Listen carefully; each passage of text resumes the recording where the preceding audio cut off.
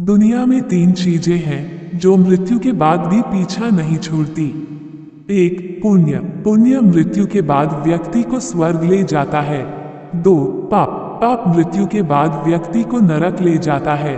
तीन, गुरु मंत्र। समर्थ गुरु के द्वारा प्रदत्त गुरु मंत्र को अगर श्रद्धा भक्ति से जपा जाए तो वही ईश्वर के पास ले जाता है। वह कार्य जो मन को स्थायी प्रसन्नता दे पुण्य है। वह कार्य जो मन को स्थायी पश्चाताप दे पाप है। और महापुरुष के जिस शब्द या वाक्य से तुम्हारी जिंदगी बदल जाए, बस वह शब्द और वाक्य ही गुरु मंत्र है।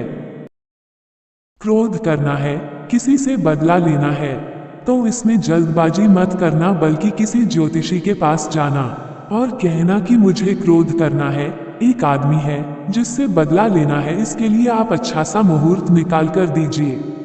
जब तुम हर शुभ कार्य के लिए मुहूर्त दिखाते हो तो अशुभ कार्य बिना मुहूर्त के क्यों कर लेते हो? वैसे क्रोध के लिए पुष्य नक्षत्र में अमृत योग का मुहूर्त सबसे बढ़िया है, मगर यह साल में 2 ही बार आता है। अब क्या ख्याल है? तुम जब छोटे थे और खुद कमाते नहीं थे, तब तुम्हारे पिता तुम्हें खर्चे के लिए पॉकेट मनी दिया करते थे। अब जबकि तुम बड़े हो गए, खुद कमाने लगे और तुम्हारे पिता बूढ़े हो गए, तो अब तुम्हें अपने पिता को पॉकेट मनी देना चाहिए। तुम जो कुछ भी कमाओ उसका एक हिस्सा अपने पिता के हाथ में रख दो और कहो, पूज्य पिताश्री, ये तो सब कुछ आपका ही है, लेकिन यह भावना पुष्प स्वीकार करें और हमें आशीर्वाद दें। अगर तुम्हारा बेटा अपने ड्राइंग रूम में तुम्हारी सुंदर सी तस्वीर टांग कर रखता है, तो इसमें खुश मत होना, बल्कि यह सोचना कि फोटो तो दीवार पर लटक ही गई है, अब पता नहीं कब इस पर माला चढ़ जाए। अतः तस्वीर पर माला चढ़े इससे पहले प्रभु की शरण में आ जाना और प्रभु नाम की माला फेरने बैठ जाना। माला ही माल है, बाकी का माल काम आने वाला नहीं है। प्रभु अच्छे लगे, बस अच्छे लगे, इतना ही काफी नहीं है, बल्कि प्रभु अपने लगे, यह भी जरूरी है। गालियों में भी गीत होते हैं, बस उन्हें खोजने की कला आनी चाहिए। अगर यह कला आ गई तो फिर कोई गाली तुम्हें क्रोधित नहीं कर सकती। बतौर उदाहरण, पति पत्नी में झगड़ा हो गया। पत्नी ने गुस्से में पति को जानवर कह दिया। बाद में पत्नी ने पूछा, मैंने तुम्हें जानवर कहा, बुरा नहीं लगा? पति ने बोला नहीं। पत्नी ने पूछा, क्यों? पति ने कहा, तू मेरी जान है ना? पत्नी बोली, हाँ, और मैं तेरा वर हूं ना? पत्नी बोली, हाँ, तो इस तरह हम और तुम जानवर ही तो हुए ना? समाज गर्त में जा रहा है, इसका एक बड़ा कारण मीडिया है। आज मीडिया मनोरंजन के नाम पर हिंसा और अश्लीलता परोस रहा है।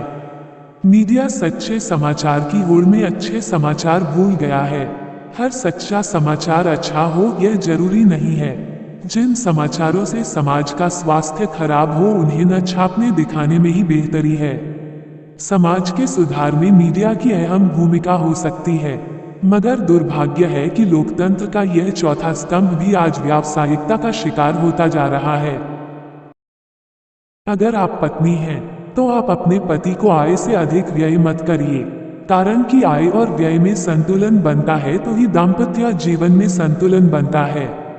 पत्नी की जिम्मेदारी है कि वह पति पर अनावश्यक बोझ और चिंता का कारण ना बनने दे। जितनी बड़ी चादर हो पैर उतने ही फैलाने चाहिए। मगर आजकल की पत्नियां भी कमाल की हैं। वे पति की आय नहीं देखती और नई नई मांग करती रहती हैं। सच है, पति के मरने के बाद ही पत्नी समझदार होती है, कारण कि तब उसे कमाई का महत्व पता चलता है। मेरा ख्याल है अब लोगों को वैष्णव देवी या समेत शिखर आदि तीर्थों पर जाने की अपेक्षा अलकबीर जैसे कत्लखानों के दर्शनार्थ जाना चाहिए। मेरा विश्वास है कि बड़ी से बड़ी तीर्थ यात्राओं से अब तक जो चमत्कार नहीं घटा होगा, वह चमत्कार कत्लखाने कर दिखाएंगे।